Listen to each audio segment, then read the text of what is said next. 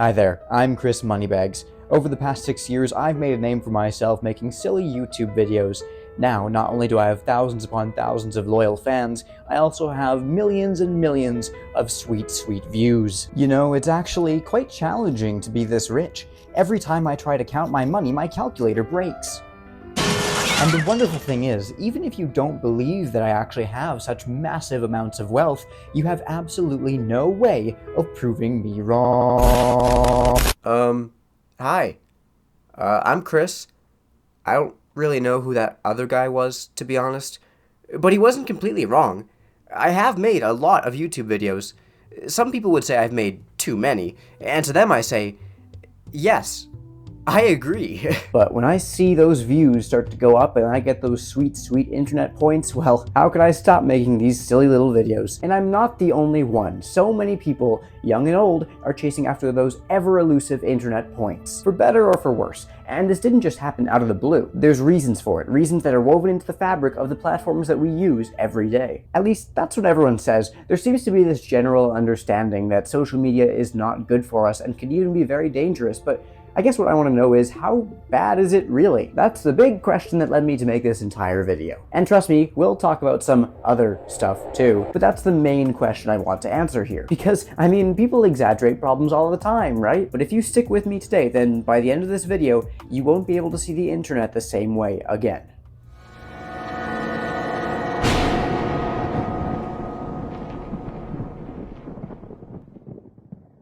Alright, think back to the world's first computer. It must have been adorable. Okay, it may have been ugly, something that I cannot relate to, but it was the start of a bright new era for humanity. An era of communication and information and lots of other words that end in ation. Like Pikachu inflation. The point is, after this, nothing would be the same because everything would be better. You look like you don't believe me, but I'm not sure why. See, as the internet was becoming mainstream, it didn't take long before the first social media sites popped up. One of the most prominent early ones was 6degrees.com. The creators of this website had a big dream for the future. A future where humans from around the world could interact like never before. 6 Degrees paved the way for that future. It was around to witness the dawn of other small, niche social media sites like Facebook. Facebook, founded in 2004, was a relatively insignificant page designed by a shy, nerdy Harvard University student. It was a way for other shy, nerdy Harvard University students to connect with each other. And for the time being, 6 Degrees could look down on it and go, "Aw, how cute.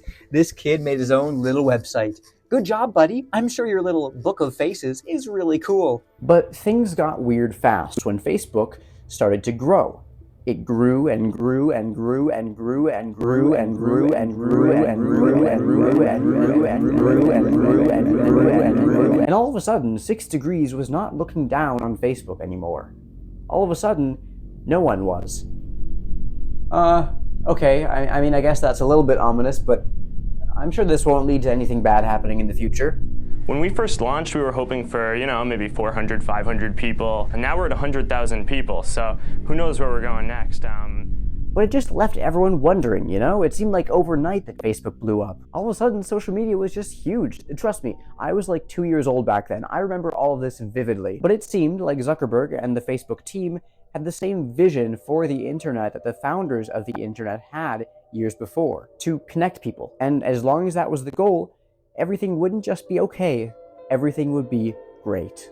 But then there was some other stuff that happened with Facebook, like, all the privacy issues. Like, for example, do you know how much your data is worth? Like, the information about you, like what you eat, what you like to do, all that fun information about who you are. That stuff is very valuable, and there's a lot of groups who would love to know all of it. And, I mean, what's the harm, right? That was Facebook's opinion on the matter in 2011, and it continues to be their opinion to this day. For years, Facebook has collected your data and the information about you and sold it to third parties. Now, you might get a little uncomfortable about the idea of sharing all this information with the rest of the world, but why should you? You don't have anything to hide, right? So there's nothing to worry about. And hey, it really worked. Facebook continued to thrive, and it didn't take long for competitors to start to crop up, like Twitter or Instagram, both of them becoming platforms that people love to use and have no problems with whatsoever.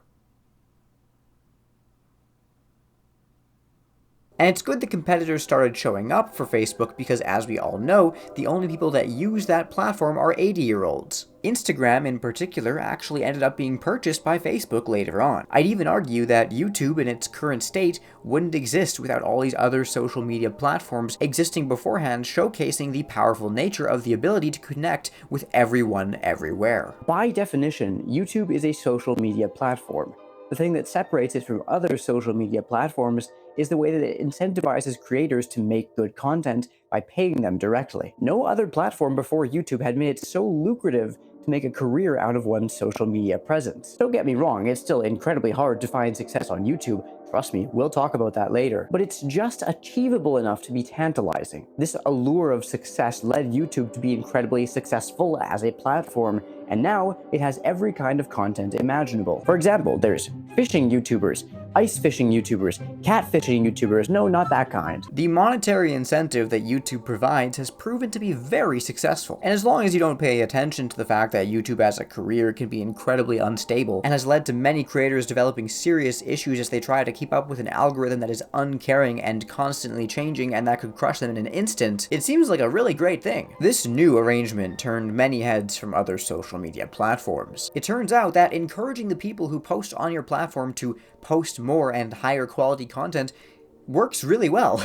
Of course, with YouTube, there's the issue of actually having to pay your creators, and if other social media sites wanted to adopt a similar strategy, they probably wouldn't want to pay their creators too. It's just not something that these companies really feel like doing. But what if you could, and hear me out here, design your site in such a way that it makes users feel like they're being paid and rewarded for what they're posting without ever actually earning a dime for the time they spend on it. For example, if, say, Zuckerberg's team could design some sort of arbitrary metric for Facebook to measure the value of any given post, and then make users see value in those arbitrary metrics and desire them, perhaps they could convince users to make more content and earn more revenue for Facebook without actually getting anything in return for themselves. I mean, I'm not saying they did that.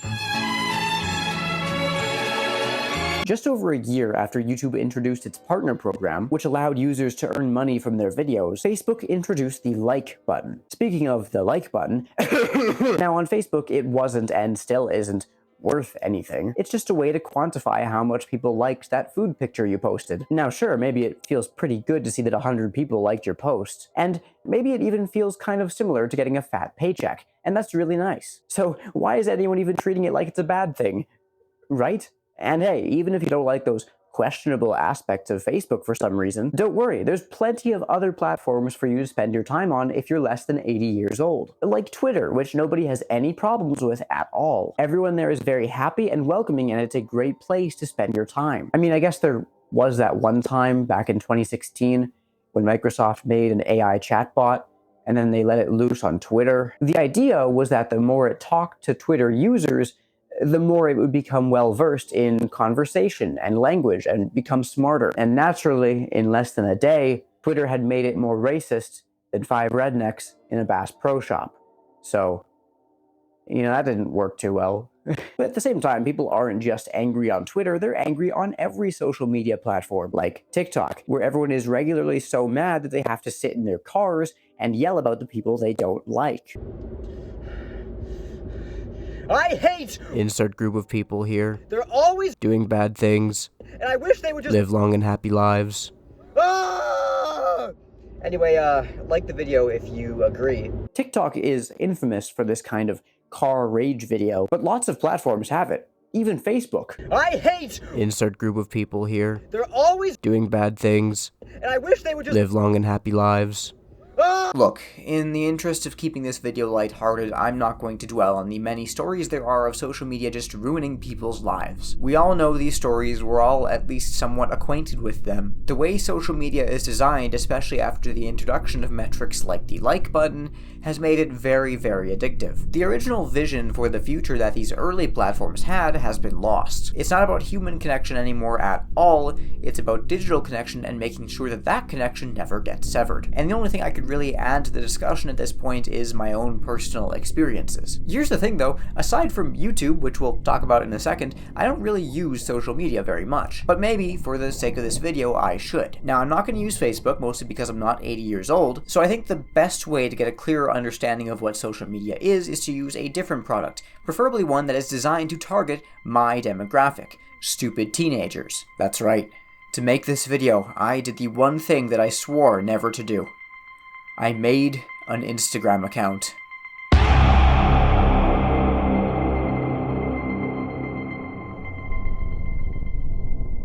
It feels like I've spent an eternity working on this video. I'm starting to break. I haven't showered in days. I haven't seen another real, tangible human face in weeks. I'm starting to grow hair on my face? Something that I never thought was possible. Is this what it's like to lose yourself inside a digital kaleidoscope of sorrow? I don't know. All I know is that I don't like it. And it all started with Instagram. It did not take long to find people I know on Instagram. This website that I've been avoiding for so long now seems so inviting. Everyone I know is here. What a party. Could I join this party? If I didn't, I'd be missing out, right? At least, that's what I thought at first. No, this is all wrong. These aren't the people I know. Something's different. There's this air of vanity, like this feeling that every image I'm seeing is a lie. I know this person, and they do not look like that. The eyes are the same, but everything else is altered somehow. What drove them to spend the time to change this image so drastically? I know these people. In the real world, they despise each other. Why did they take this picture that frames them as best friends? What did they think they would gain by that? Something isn't right about this website. Nothing feels real. My senses feel numb. What is happening? For the first few days of my Instagram nightmare, I thought I was better than this. I looked down at these people with a level of fierce judgment that I once never thought could come from me. But then, I started to feel myself changing. See, I hadn't noticed it earlier, but my profile now felt strangely empty. I wouldn't be able to get the full Instagram experience without posting something for myself. And if I didn't, I'd be letting my beloved audience down. My audience that I love so dearly.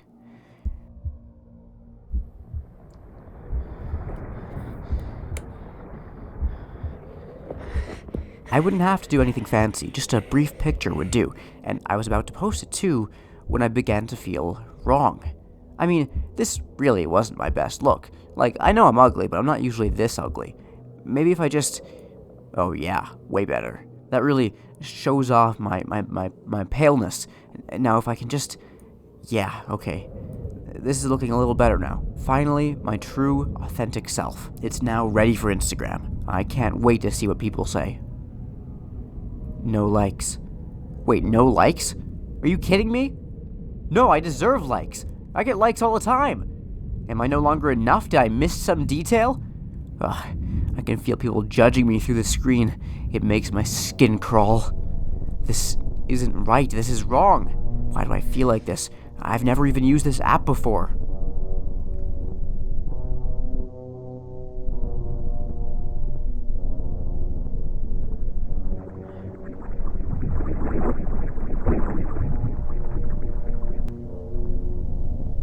I get it.